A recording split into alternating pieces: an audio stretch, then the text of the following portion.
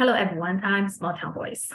Today, this is my very first video to start my English channel, Small Town Voice. I already have a Chinese channel called 小镇小民, and the purpose of that is to let people in China and other Chinese-speaking people know more about United States and the West. And so in the process, I also noticed that people in the West, in the United States, need to know more about China. So with that, I wanted to start the English channel, Small Town Voice. The very first episode, today's episode, I'm very fortunate to get to interview Mr. Garland Nixon. Mr. Garland Nixon is a longtime program host. He currently is the radio host for Pacific Radio in Washington, D.C. and Los Angeles. He also has his show on Radio Sputnik. Before that, he was a longtime host on Fox News, and he was also a police officer for many years. Needless to say, he has a lot of experience as an investigator and also program host. So I was very fortunate to be able to talk to him. Now, the reason I invited him to my program to interview him is because of this tweet. So on his tweet, February 15th, here is what he said. Breaking news, White House insiders leak that when asked if there could be any greater disaster than the neocon Ukraine project, President Biden responded, wait until you see our plan for the destruction of Taiwan. Now that tweet was translated by some people into Chinese, and it was posted on some Chinese social media. And as you can imagine, it was taken seriously, and huge discussions broke out around that and created big interest in China, both in mainland and in Taiwan. And so when I saw that, I just a little bit curious what was the story behind it. And so that's why I contacted Mr. Garland Nixon, and he's very gracious and agreed to the interview with me. Now, even before the interview, we exchanged emails. He explained to me that the tweet is a satire. Now, the reason why people do not see it's a satire directly is, first of all, it's lost in the translation. In the Chinese translation, it's very hard to see. It's funny. It's a joke. It's very hard to see that. Plus, also, people do not see the context. It's a classical example of lost in the translation. Because when I went to his Twitter account and checked, and then there's some previous tweets, and when I see all that, it's very clear to me it is a satire. It's a joke. But if you only look at the translation of this particular tweet, it's very hard to see that. And the other reason is that this kind of a talk is not new. The US government seriously considered to destroy TSMC not that long ago.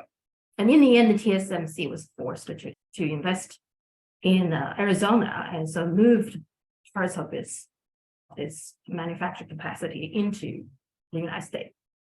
And there were some other talks about it, which is why people actually do believe it, including me. So with all that, I just wanted people to see my interview with Mr. Garland Nixon, and he will have his take on the whole thing. And we talked not only about his tweet, but also the media, talked about what is the rules-based order, etc. I find that the conversation most fascinating and very insightful, and I hope you enjoy it too. And I will put more content into my channel from now on so that I want people to know more about China. China is not a very easy country to understand. And I do think understanding between people are extremely important. Thank you.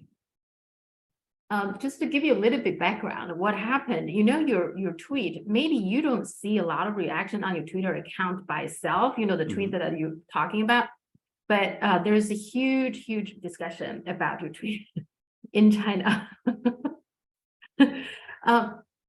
I wanted to share my screen with you to see, just to give you some idea what is going on. This is the first clip, just so you see. Okay. All right. So I translated that. Okay. Well, 拜登啊，被爆料出来说毁灭台湾计划，你要拿台湾，我先把台湾毁了。虽然今天各方都在否认，说没有这个毁台计划，但是之前你们的兵推、你们的智库专家，就有很多人讲的就是这个嘛。你为了不要让你的战略对手、竞争对手中国大陆拿到台湾，你居然说炸毁台积电，你居然说在台湾搞焦土，你搞焦土烤了台湾，那请问台湾上面的人呢，不是就陷入那个水深火热里了吗？ See, This is one of the many clips. I just took one. Now the quality is not very good, but what this person is saying is basically, okay, we heard that the Biden administration, you have a plan. You see, they don't even question that the authenticity of this. They just believe there is a plan to destroy Taiwan. And then what this person is saying, well, we believe it because you talked about destroy TSMC, the Taiwanese chip company. You talk about that before, and you also talk about the scorched earth, which they talk about, basically destroy the whole Taiwan into, I don't know, a Stone Age or something like that. They talked about that. They openly talked about destroy TSMC. That is no news. That's the reason people believe it. So I just want you to explain a little bit what you're thinking of it. And now I know that because in your email, you told me that it's a satire. And then I went back to look at your Twitter. And now I understand that you are, because you have a previous tweet also was kind of funny that, if I read everything, then I can see it's a satire. It started with some people on Twitter actually translated your tweet into Chinese. And in the translation, it's a classical example of lost in the translation. If I read only the Chinese translation, there is nothing funny about it. There is no satire tone in there at all. Plus, if I don't look at your previous tweet about the Taiwan, because once I see that, I know it's a joke, it's satire. But if you only translate that particular tweet and then you only read the Chinese, it's very hard to see the funny part of it. Can you just give us a little bit of, the background of what were you thinking, when you were putting it there? Certainly. So what I do is I use satire to come as close as I can to reality and to use, sarcasm and satire to demonstrate that the absurdity of a reality in this instance. And so usually I take something that people are well aware of that is extremely obvious and I turn it into a satirical comment. And I find that very often, and it's unintentional to me, but very often people look at my satirical comments and they say, that's so close to reality that I almost believe it, right? And I'll make these kind of comments for this reason, because these things are obvious. Yeah. Let's be frank about this. The Biden administration has come right up to the Russian border, overthrown the government of a country and set this country up for a military confrontation between two nuclear superpowers, and this country is being turned to rubble. Yeah. They are doing the exact same thing with Taiwan. Yeah. So the idea that Joe Biden doesn't know that any conflict between two nuclear superpowers with Taiwan as ground zero will turn Taiwan to rubble is preposterous. Clearly, he knows that. Add this to the fact that Joe Biden often makes, shall we say, statements that his handlers would prefer that he doesn't make. Some people call them gaffes, but I don't call them gaffes because more often than not, they're true, they're reality, and the internal story, the cover story that they use would be exposed by his comments. So he'll make a comment, and then later on, his handlers will say, "Oh no, he didn't really mean that." Everybody knows he meant it. So to me, it's so obvious. That's like if I made a satirical tweet that said something about, if I jump into the ocean, I'll get wet. Well, it could be satirical, true, but no reasonable person would say, well, if he jumps in the water, he's not certainly going to get wet. In the same way, to set up a tiny island between two nuclear superpowers in the historical context, and I mean historical context in the last few hours history. Well, how about this? Not even a historical context, in the context of the present conflict in Ukraine. Yeah. Anyone looks at Ukraine and looks at Taiwan, and I think to myself, are the people in Taiwan suicidal? It is the equivalent of Jonestown, which was a cult in the United States, and they moved to Guyana and they opened a little cult, and they all lived in the jungle and whatever weird religion they had, and ultimately they all drank this Kool-Aid that was poisoned, committed suicide, and killed themselves. That's what Taiwan is clearly doing. They're saying, yes, we see what you did to Ukraine. Do the exact same thing to us, and it's going to turn out okay for us. So that's the point I was making there with satire, but it's so blatantly, obviously close to reality that while Joe Biden wouldn't come out and say it like that, he doesn't have to. No, I agree. I do think they have a plan for Taiwan. It is going to be devastation. Yes. I mean, I actually think what you're saying, you just spill out the things that everybody believe. That is going on. That is what's going on. Here's another clip. I also want to see your comments on that. That is, this one. I have one other thing. And Tsai Ing-wen is so clearly exactly the same as Zelensky. She's exactly the same person. You've got an outside entity saying, take your tiny little island and heave it between these two elephants for a fight. And she's saying, yes, send us a few more weapons so that we can defend ourselves from the Chinese military. That's preposterous. So, I mean, I cannot grasp how the people of Taiwan can walk around and say, yes, we better save money for our old age. You're not going to have an old age if these people in power in Taiwan stay in power. So here is Lindsey Graham. Let's see what he says. Okay. Is this an area where you actually agree with Speaker Pelosi? Yeah, she should have gone. I'm glad she went. If she hadn't gone, what would that have sent signal to the Iranians and the Russians? I want to build on what Dick just said. One thing affects the other.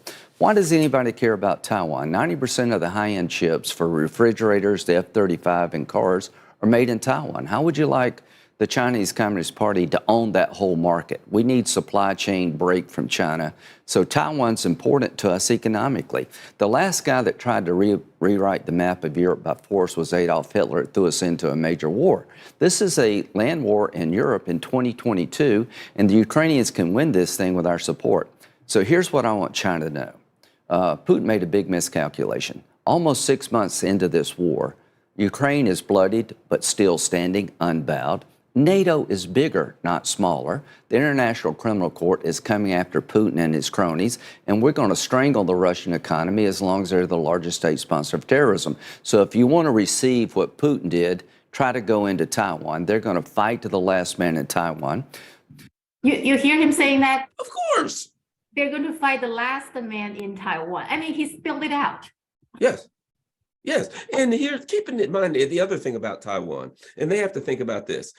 Taiwan's economy is inextricably linked to China's economy. The U.S. is saying we're going to destroy China's economy. What do the Taiwanese think will happen to them? Well, to be quite frank, nothing will happen to them because they won't be alive to find out. So to me, to look at this and see the people that one person in Taiwan could say, I think it's a really good idea if we sit here between the PLA and the U.S. Air Force and the U.S. Navy and see how this works out for us is, as I said, effectively the government of Taiwan is a suicidal cult that's throwing their country to there's no possibility of survival. To absolute certain death for Taiwanese people. I cannot, for the life of me, fathom how anyone in Taiwan could look at this and think that they will come out of this with anything other than basically a moonscape. They look around, take pictures of what Taiwan used to be, and maybe bury it in a time capsule so people in the future will know what it used to be, because you nor your children nor your grandchildren will be around to see it.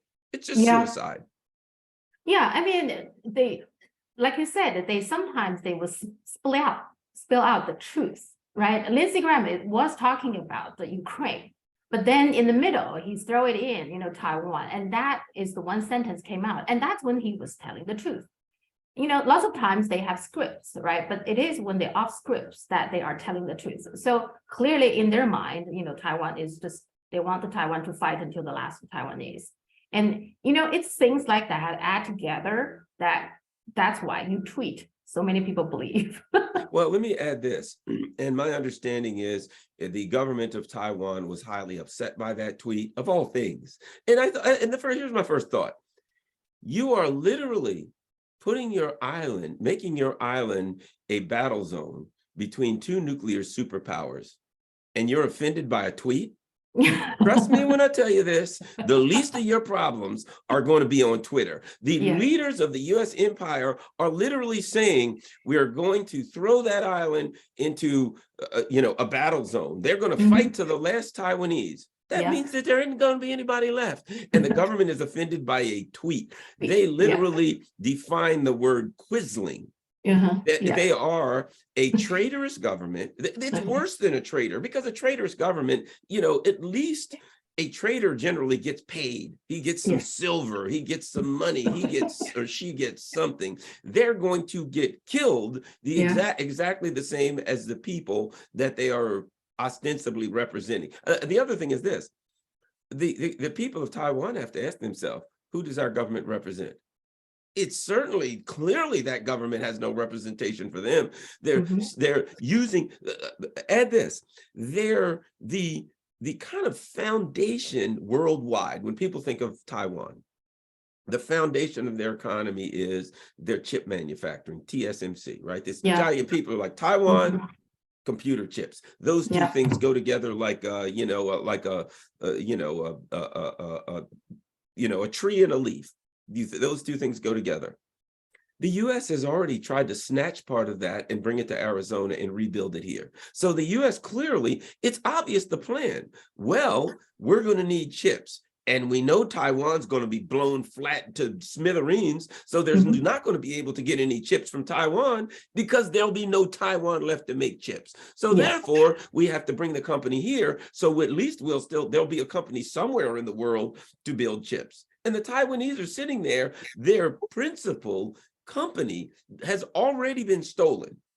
And now they're set up to be cast aside as skeletons and bodies to be thought about at a future. Maybe someone will dig up skeletons at a few, and it may sound like I'm being over the top, but in reality, I'm not being over the top. Lindsey Graham is saying what I'm saying. There is no daylight between what I'm saying and what Lindsey Graham is saying. Because when he says fight to the last Taiwan citizen, he simply means we'll make sure they're all dead. The last kind of implies that they're all dead, doesn't it? Exactly. I mean, he meant it. He really wasn't like a joking or anything. He meant it. That's the scary part. I mean, these people, you use the word, psychopaths. They are psychopaths. They really are. And this morning, I was just watching, Kim Iverson was interviewing a former colonel, which also was a former Virginia senator, Black. Yes. Yeah. And he was saying the same thing. He said, if we do have a World War III, people need to know that probably 60% of Americans will be dead. And Europe will do not much better. What he said, actually, places who might survive it, maybe Africa will survive it, maybe part of Asia, maybe part of South America. But the West are the ones that will get destroyed.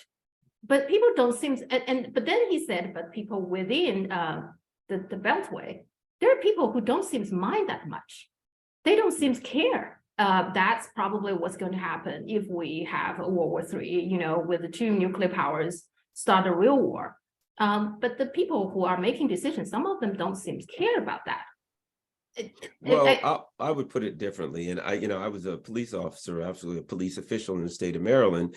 And I will tell you a little story about these people are psychopaths, but how psychopaths think. I understand them quite well. I've arrested one or two of them. And a psychopath thinks like this: oh, there's something in front of me and I want it and I can get it. I'll get it. They don't think about the future. Quick story that'll tell you about how these neocons think. There were two people in a car. They were cousins. One of them cashed his check for $500 and put it in the glove compartment. He goes into the store to get a pack of cigarettes. He comes out, nobody in the car but his cousin. The $500 went missing. It's obvious who took it. The police arrive. I may have been one of them. And say to the cousin, he says to the cousin, look, just give me my $500 back and we can go on about our business. His cousin, I don't know what you're talking about. I don't have it. There's this clear, there's nobody else. Did you, somebody else get in the car? No, give me my $500 back. No, I don't know what you're talking about. I don't have it. So the police officers say, well, if we search you and find that $500, we're going to arrest you. If you got the $500, why don't you give it back? Your cousin does not want anything to happen to you. I don't know what you're talking about. I don't have it. The police officers then search him and it's in his sock. Now, it was clear to me that that guy was at minimum a sociopath. Yeah. A sociopath or a psychopath. Why? Because he's sitting there and he says, there's $500 in front of me. I want that $500. I can get the $500. There was no thought about the repercussions, about the future, anything, just it's in front of me and I want it. These psychopaths, we think about, well, if this happens, that could happen in the future and we could be killed. That's not the way a psychopath thinks. A psychopath thinks, I don't like the Russians and the Chinese, and I'm going to make them do this.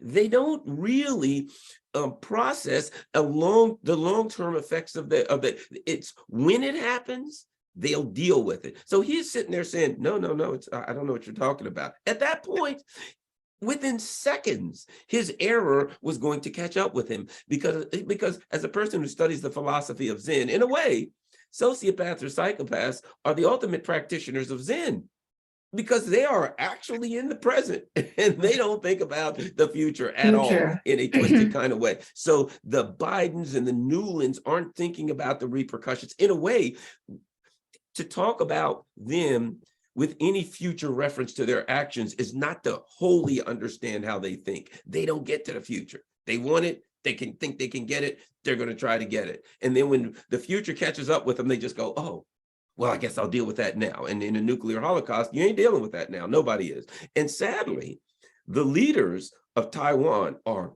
clearly sociopaths. They are drunk with power and they're saying, look at us, look what we can do. They're not thinking, oh, well, you know, this ain't going to work out well for us. They have a clear reference point in Ukraine. It could not be clearer. In fact, Lindsey Graham and the neocons are literally saying to them, sorry about that, are literally saying to them, we're going to kill all of you. This was Lindsey Graham saying, hey guys, thanks for working with us. We're going to kill every one of you. And they're saying, yeah, the Chinese are our enemies. These are our friends. Yeah. It's so unfortunate. And you're right. I think what they're thinking right now, of course, they're focusing on Ukraine. But I think, you know, correct me if I want to know what you think. I actually think the war probably won't last real long. I think the Ukrainians probably run out of the ammunition and run out of people, you know, whatever, even though it's very brutal now, but I actually think it's probably winding down. And they already started, seems to me, they already started to move on to China, because I happen to notice the past few days, they were talking about, oh, if you dare to provide, they call it lethal aid or lethal support or something to Russia, it's Blinken started talking about it. According to him, there is intelligence saying that China is seriously considering provide lethal. They use the word lethal a lot to make it sound very serious. Lethal aid. And then right after that, again, Lindsey Graham was on some show, was talking about the same thing. You know, China, don't you dare. And then the U.S. ambassador to UN, I think she also brought this up. So it's a whole series of people that is talking about if China dare to give aid, lethal aid to Russia. Sounds like some kind of repercussion is going to happen, of course.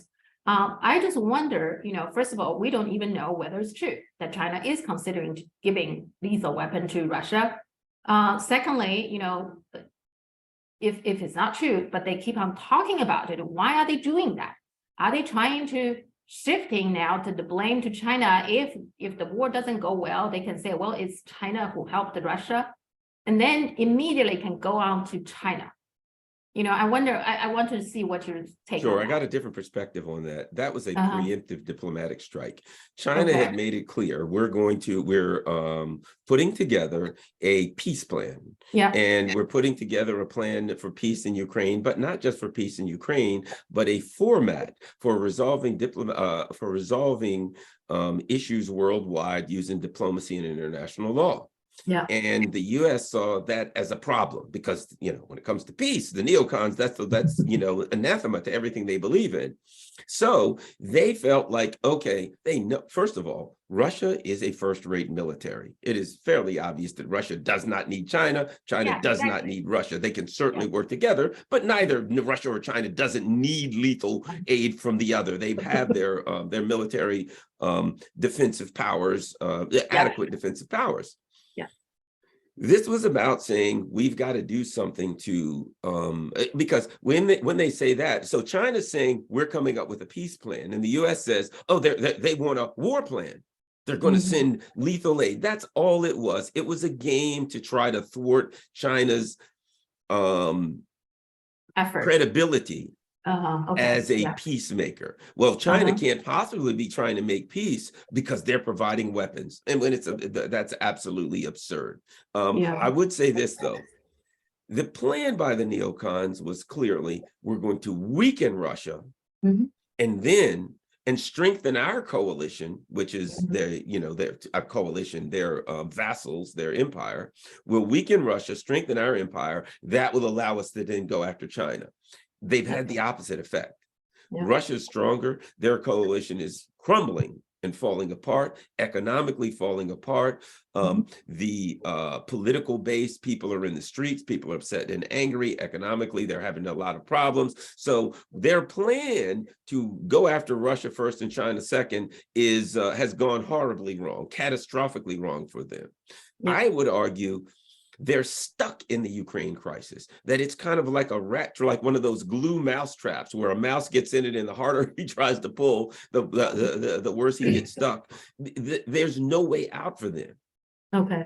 Yeah, at this point. So I think that they recognize they cannot do, quote, confront China as long as they're mired in this particular trap in Ukraine that they set for themselves. But there's no real way out for them. They can't just wake up tomorrow and say, guys, never mind, we're out of here. Because at that point, they've lost a war to Russia. They've lost.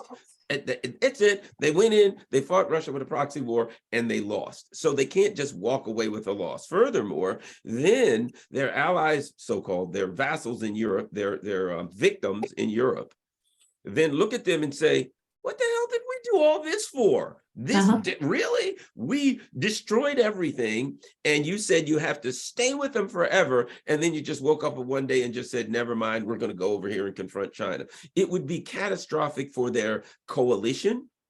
And so they're in a, and meanwhile, Russia would continue to take everything they want. And Russia is in no mood to make a Minsk III deal.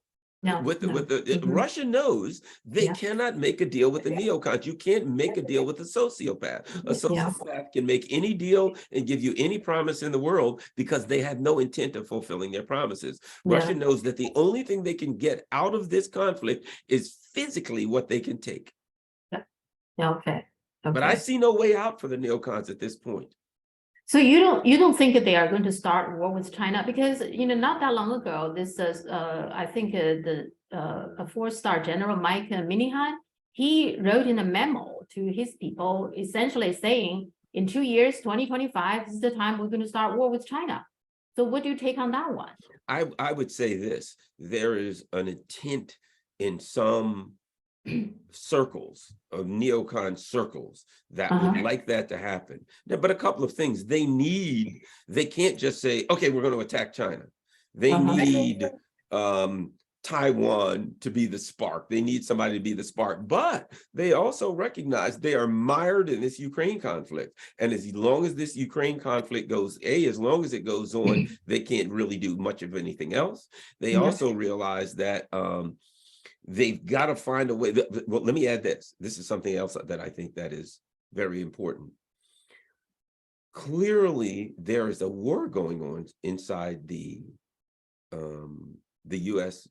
Neocon government military establishment that's spilling out into the open, and that was the Nord Stream attack. Clearly, some insiders are furious at Biden, and they particularly named the neocon cabal, Newland, Yeah. Sullivan, you know what I mean? They Yeah. particularly named them, and they let the cat out of the bag on these people. And Seymour Hersh said, this is only first base. This is not the end of it. There's more to come. So Yeah. not only do they have trouble with their coalition in Europe falling apart, not only do they have problems in Ukraine that they're mired in there and there's no way out, internally, they have now a war that's spilling out into the open. So, Yeah. you know, it's conceivable that this neocon project, this neocon group falls apart before they get a chance. When the recognition of the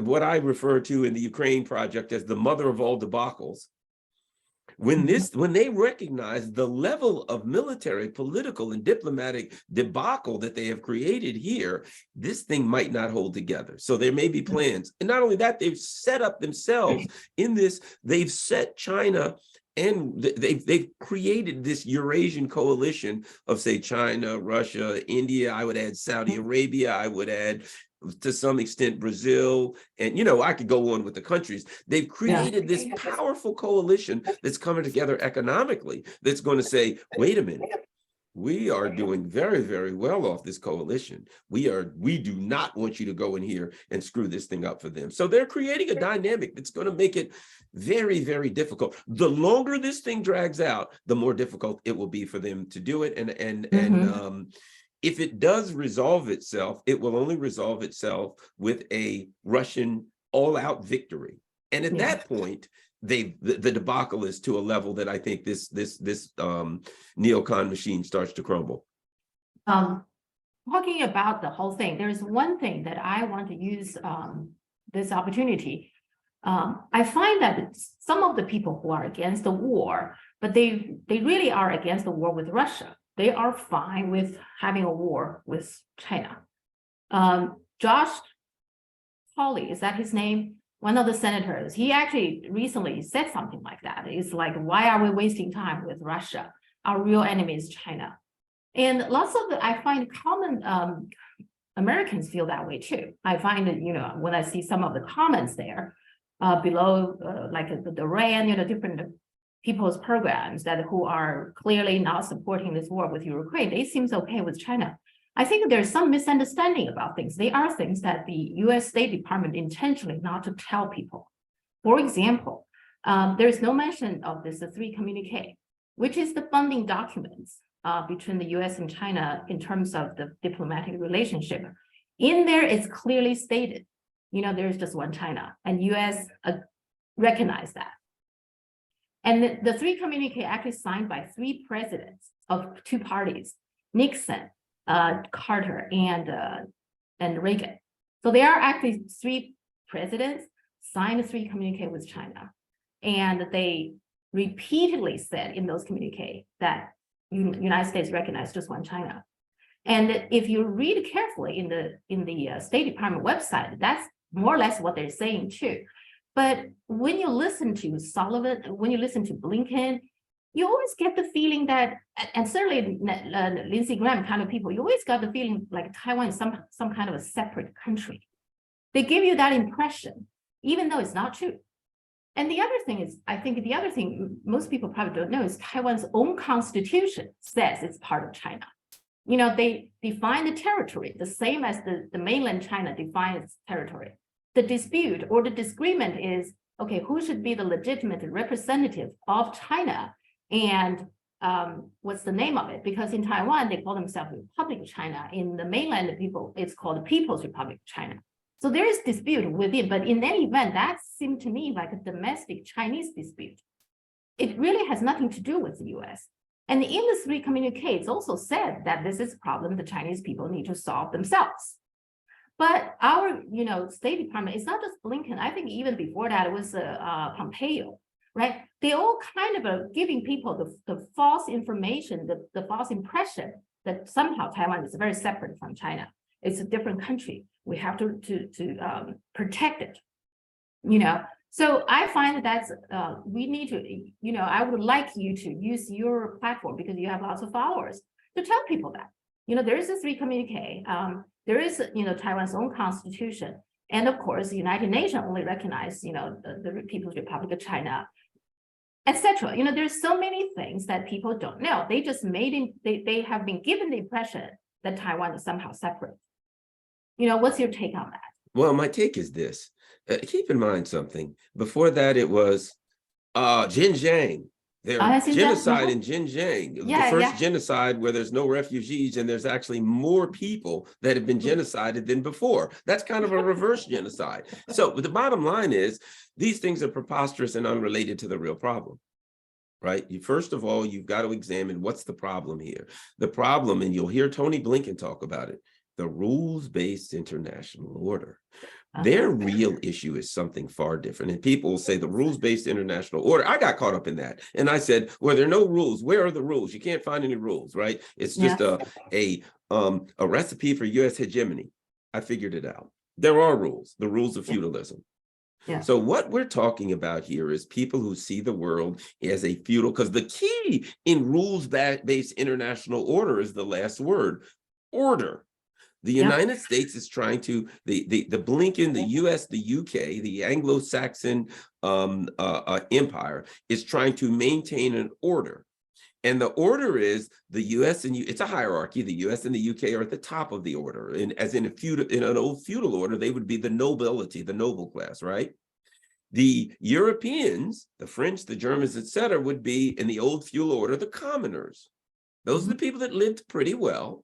They lived okay. They knew good and well. They weren't born within the context of that hierarchy. They weren't born at a high station like the noble class, but they weren't peasants either. So they lived okay. And then beneath them, you have the global South and Asia, about Latin America, the peasants. Yeah. So it is they can't come out and say we have a feudal order and we're the noble class. And let me give you an example of this. Germany got literally attacked by the United States. The US attacked Germany. France, Germany, none of the European countries are saying there's anything wrong with this. Why? Because what keeps a feudalistic order intact is that the people within that order are willing to accept their place. Because in an order like this, depending upon the station you're born in life determines your expectation of rights. The Germans and the French know good and well they do not have an expectation of rights as high as the Brits and the US, because that's the noble class. They know that the US can act on a whim. The noble class can walk up to a commoner, a duke or an earl or a king at any day, can walk into town and walk up to a blacksmith and just slap him and walk away, and there's nothing that he can say. So they know that because they understand that's the order. So Germany, France, they understand that the US within the context of this order can do anything they want to them. However, they still believe in this order, we live better than the peasants. We're doing okay. So we're going to maintain an order. Even though we got to take a hit every now and then, we're better than the peasants. Now, what happens when the people that you have designated as the peasant class in this order starts to rise up and start to say, we have the same rights as anyone else? Time out. No, you don't. We have the same rights to economic advancement as anyone else. Whoa, whoa, whoa. You're screwing up our order. And the people who are, when in any order, in any hierarchical feudalistic order such as this, who's going to defend that order? The people at the top, because they're the ones that benefit the most. So Blinken and these people are simply saying, we've got a nice order here. And we've had it where we're the noble class, and darn you peasants have the unmitigated gall to now not only to demonstrate the order is built upon a foundation that the people at the top, the noble class, are intellectually and culturally superior to the peasants at the bottom. Therefore, they deserve to be the noble class because they're superior. Now, the Chinese come along and say, well, we have a system, a different kind of order, and it works. And what do you know? It's working better than yours. Now, not only do they advance past their station in the order, but they now demonstrate to Africa and Latin America, hey, you know, there are other ways to do things that works, and and they say, and we'll help you rise up too. So the business about Taiwan and 3 communiques and Xinjiang and freedom of navigation, they'll just keep making things up, because the reality is there is a threat to this feudalistic hierarchical order that says the US can do anything they want. Let me add one other thing. That's why the US will invade Libya, Iraq, blow countries up, Serbia. And then when Russia says, we're drawing a red line on our border, time out. Based on the fact that you're a peasant, you don't have the authority to do what members of the noble class can do. Because when they say Russia, you can't do that, they're not saying nobody can invade another country. Now, they have to say that. That's not what they mean. What they mean is you can only invade another country if you're in the class of nobility. You're in the peasant class. You do not have the prerogatives that we have in our class. It is trying to maintain a world hierarchy and a class-based system that has already collapsed. What's bad is it's not that they're trying to maintain one. They're trying to go back and resurrect one that has already collapsed, which makes it impossible. Okay. I hope I wasn't too philosophical or. Oh, no, it's your description is a very good explanation of this rules-based order, because Blinken always saying that. They say that a lot. And in the beginning, I was like you, what is the rule? You know, where is it written? You know, who agreed to it? You know, that kind of a rule. But I don't find anything. I just keep on hearing it. But you explain what is the rule. The rule is everybody has their place, and you're supposed to stay in your place, right? And they supposed to stay in their place, right? Like you say, the UK and the United States, you know, this is our place, and you're supposed to stay where you belong, where you're supposed to stay. That's the rule. You explain that very clearly and very enlightening. So thank you. And the other part of it is that because it is predatory, because their system relies on a predatory version of capitalism, where so in the same way that the original feudalism lived off the labor of peasants. So if you're a nobleman and you have these large farms and fields, you can't work them yourselves. You need thousands of peasants. You're only rich because all of these peasants work in the field. If the peasants wake up and say, we ain't working in the fields no more, everything falls apart. Yeah. So that was very predatory on the peasant class. Well, right now they say, look, we need cheap labor from China. They were going to act in a way, okay, of slavery. I'm a Black person. What was that? We're going to go to Africa and we're going to get free labor. They were stealing labor. And then they go there and we'll steal your gold and we'll steal your spices and we'll steal. So it was, we will maintain a labor class. Yeah. And we will take their resources, take their labor, etc. They will stay in their place and we'll stay rich based on that. And China's position was, China opened up and said, we've got a lot of labor here. And they said, great, we'll come in there and use that cheap labor. But China then was able to turn those investments that they made in China for cheap labor, they were industrious enough to turn that into advancements for themselves. And now they're saying, wait a minute, you're trying to turn the peasant class, bring the peasant class, I'll put it like this. You're not trying to change the peasant class. You're discrediting the system and changing the system, and you're creating a new system. Yeah. And so they are freaked out about that. But again, they've mired themselves in Ukraine. That is a trap that they set for Russia, and they got trapped in it themselves. And the longer it goes on, the bigger trouble, the harder it's going to be for them to do anything, because their whole system is crumbling. It's being discredited. Mm-hmm. Okay. I know you're very busy. Now, I just want to let you know the latest one. This morning, the Chinese Foreign Ministry was asked about your tweet also. I'm famous. And what the Chinese Foreign Minister's spokesperson, what he said was, well, I want to know that plan too, you know, that destroyed. But like you said, I mean, we pretty much agree there might be a plan. It just that they don't spill it out, but they might be a plan to totally destroy Taiwan. I think Lindsey Graham made it pretty clear. Yeah. What's now? A Taiwan government is concerned about my tweet, but they're not concerned about Lindsey Graham saying we're going to kill every person in Taiwan. He literally said we are going to ensure the death of every human being in Taiwan, and these people are concerned about a tweet. Yeah, I agree. Yeah, I mean, what Lindsey Graham said, it should be blow up everybody. This was last year when Nancy Pelosi was shortly after Nancy Pelosi's visit to Taiwan. That was the interview, and he said he supports that. And that's where, the interview was, when he mentioned that the Taiwanese people, something like that, the last man in Taiwan, that's the word he used. And that should be a big thing, right? That should be, what does he mean, the last person in Taiwan? Nobody talking about that at all, but like you said, your tweet now becomes the talk of the town. And it's also hilarious that they said, well, Garland is a Russian propagandist. Well, Lindsey Graham must be a Russian propagandist. And let me add this. Okay, I have a show on Radio Sputnik. I also have a show on Pacifica Radio in Washington, D.C. I have a show on Pacifica Radio in Los Angeles. So you could say, I guess I'm I'm all over the place. I'm not only I was on Fox News for 10 years, as I'm a very, very far left-leaning person, but I was on there saying the things that I say. So they just chose to use that to try to discredit it. But the problem is they can't discredit the truth. They have to push back and they have to fight it because they know if everybody hears it, they're going to look at it and they're going to be like, yeah, that's kind of obvious. Yeah, I agree. Okay, I just want to let you know how I'm going to do this because I will maybe put in the subtext in the translation, but I will also, put out the whole interview so people can see that, but I will also do a summary.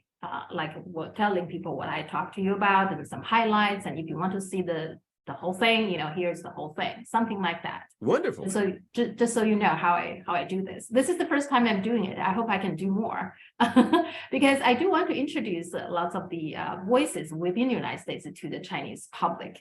Because what they see is CNN and the BBC, and they hate those people. The BBC is the most famous people. Oh, they don't hate them any worse than I do. BBC, what they do, CNN, lesser degree, but also they will interview people on the street in China, and then they will twist it. Yes. They will cut out the things that the people really mean, and then make it sound like those people are very negative about, China and here, there, even though those people on the street didn't really mean it. They do that all the time. And when you see some of the pictures that they took out, it's always gray. The pictures coming out of China is always gray. And there's plenty of beautiful days, sunny days, green, and blue sky, that kind of. No, the pictures, if you look at them, they coming out of China, they're always gray. Of course. And one more thing is about the CNN's report about this genocide in Xinjiang. Yeah. They interviewed this one guy who supposedly who is a prison guard. He claimed he's a prison guard. What's funny about the whole thing is he has to put on his uniform. He's already supposedly escaped from China. Why does he need to put on his uniform? In order to let people know that he is a prison guard. And then the most incredible thing is that on the arm, there is a sign with 2 Chinese characters on them. They're supposed to say police, but those 2 characters are wrong. I don't know what they mean. They look like a word police, but they're not. Right. You see, it's a very bad, poorly made costume, I would say. Yes, exactly. And that's what the CNN did. That's the CNN's foundation of the Xinjiang genocide, because this prison guard, so-called prison guard, came out and told all the story. I mean, that's the quality. Well, it wasn't CNN. It was that probably was put together by the State Department or the intelligence operator, and they okay, CNN, here's the plan, let's do it. I mean, so at this point, the people of China don't dislike CNN any more than many of us here. And if it's if it makes you feel any better, yes, they mischaracterize the things that we say here also. There was recently an anti-war rally in Washington, D.C. and on like MSNBC, they only showed certain things that they could find there, and they showed certain pictures, and they found some Russian flags, and they, what I mean? So they took an anti-war rally and they turned it into something that it absolutely wasn't. So, I mean, that's the same, that's the game they play. Yeah, but unfortunately, because they are still controlling the mainstream, so that's why I think lots of people still buy into it.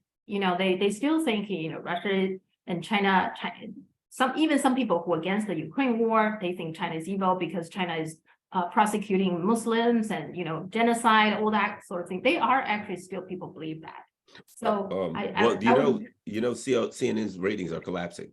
I know. Their ratings are collapsing. And Yeah. part of it is because people are kind of tired of the same thing all day long, basically getting propaganda from the State Department and the National Security Agency. So really the only thing they're doing is preaching, as we say in America, they're preaching to the choir. They're preaching to the converted. So they're saying to people that already believe everything they say, the same thing over and over again. Meanwhile, many people are migrating to alternative media. Alternative media is growing phenomenally. I mean, in the last year, like my YouTube channel, I had like 4,000 people that was following my YouTube channel. I now have 45,000 people. I had like 5,000 people following me on YouTube. I now have like 75,000 people. That's happened in 1 year as people leave the mainstream media in droves. So I think that's a positive thing. They are signing their own death warrants as far as the media is concerned, because people want something different. They can turn to 5 channels and get exactly the same stories. Same thing. That's not sustainable.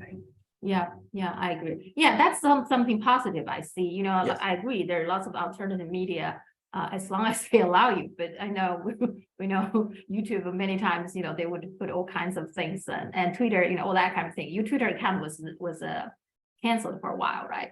Yes. And yeah, okay. And Musk now restored it.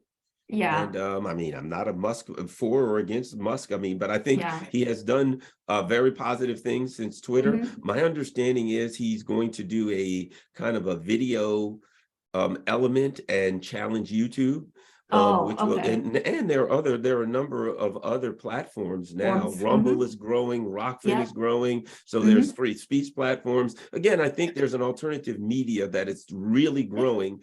And I think that's a positive thing. As it continues to grow, people will continue to get alternative perspectives. And they're not all true. I'm not saying every alternative perspective is true, but Yeah. we know for sure that the mainstream media is a propaganda arm of the United States government. And I certainly don't think that's good for the American people. And God knows it's not good for the Taiwanese people, because they're being set up to be pretty much, as Lindsey Graham said, to be all killed.